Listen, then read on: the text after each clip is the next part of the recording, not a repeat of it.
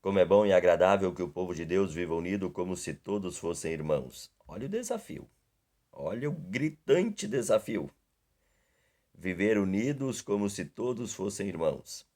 Eu digo que já antes da pandemia, um desafio gritante para o povo de Deus era viver em comunhão e em unidade.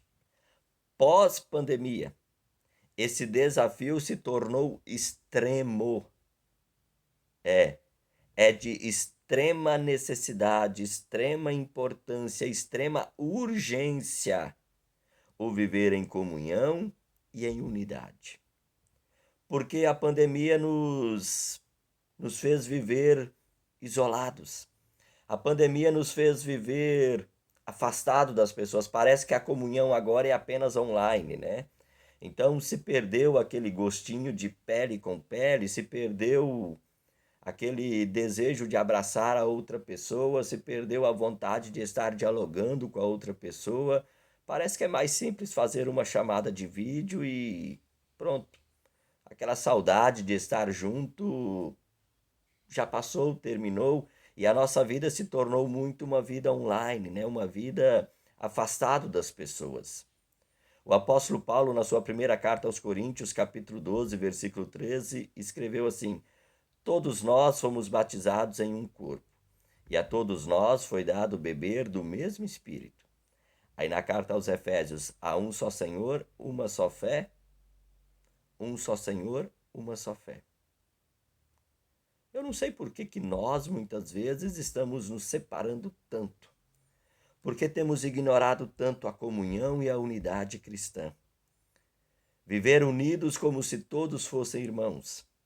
Para aquele povo, a vida em união, a vida em unidade era fundamental. 3 vezes o povo que morava distante de Jerusalém deveria deixar a sua casa e subir até Jerusalém para celebrar as 3 grandes festas anuais: a Páscoa, o Tabernáculo, que é o fim das colheitas, e a festa de Pentecostes. Quer dizer, esse povo não ia de mãos vazias. Então era um povo que ia para Jerusalém com posses. Isso era um prato cheio para os assaltantes. Então, se aquele povo estivesse unido, um grupo grande em união, em comunhão, assaltante nenhum ia se arriscar a querer assaltar a caravana. Também haviam feras pelo caminho.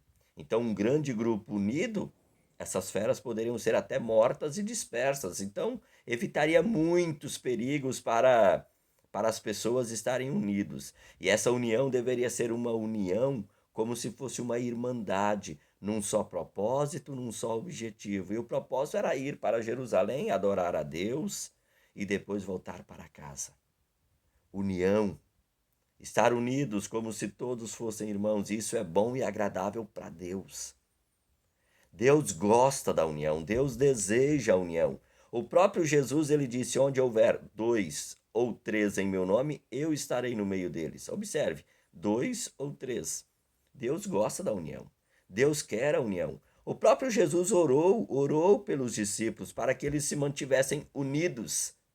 A oração sacerdotal de Jesus.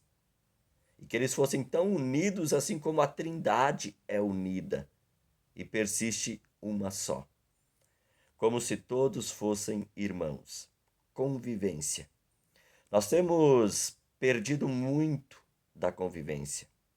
Sim, nós temos perdido muito da convivência. E isso tem sido prejudicial para muitas pessoas. Há um aumento exorbitante de doenças relacionadas, né, à mente, ao psicológico. E por que esse aumento? Porque muitas pessoas, por causa da pandemia, se isolaram por completo.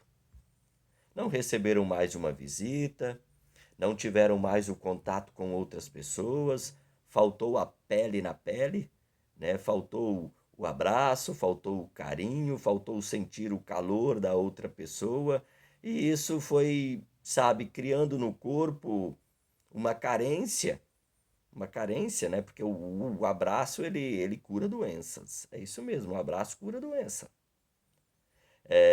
O estar junto com pessoas rindo, se divertindo, isso também cura doença.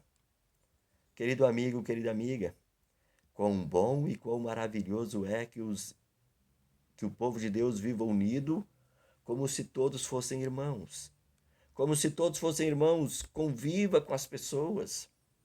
Os dons diferentes, eles não são para criar status. Esse, aquele. Não, não é isso.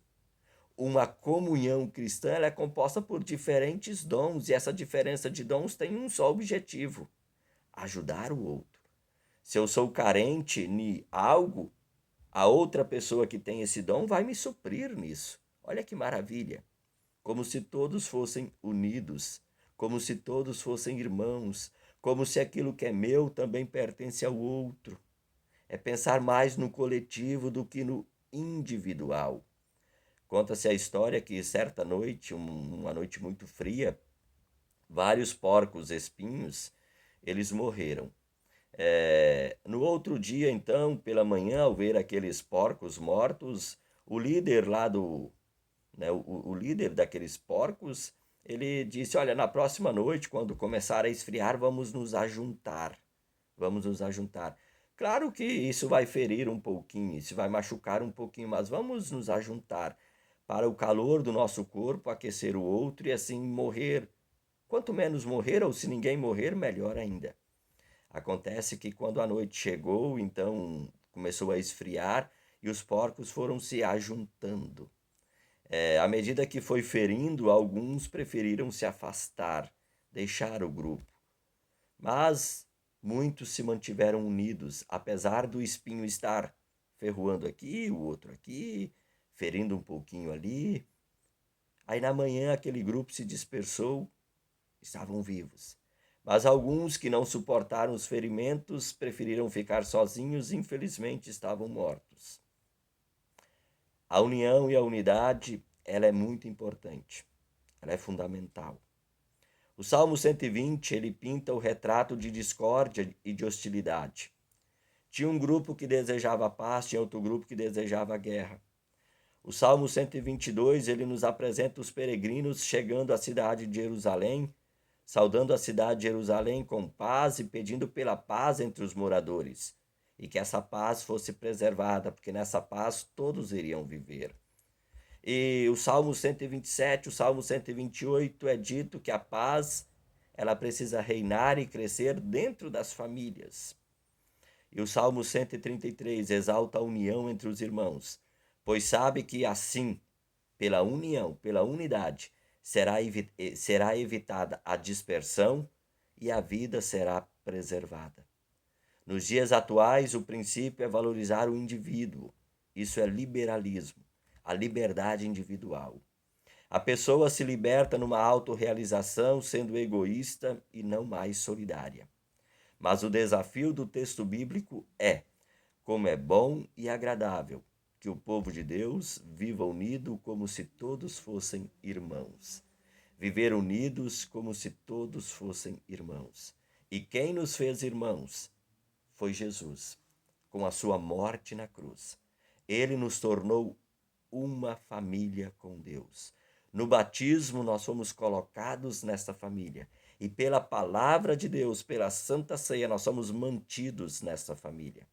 Valorizemos a comunhão e a unidade, um grande desafio que nós temos para viver em nossos dias. Um forte abraço, Deus abençoe, até uma próxima oportunidade, se o Papai do Céu nos permitir. Tchau, tchau!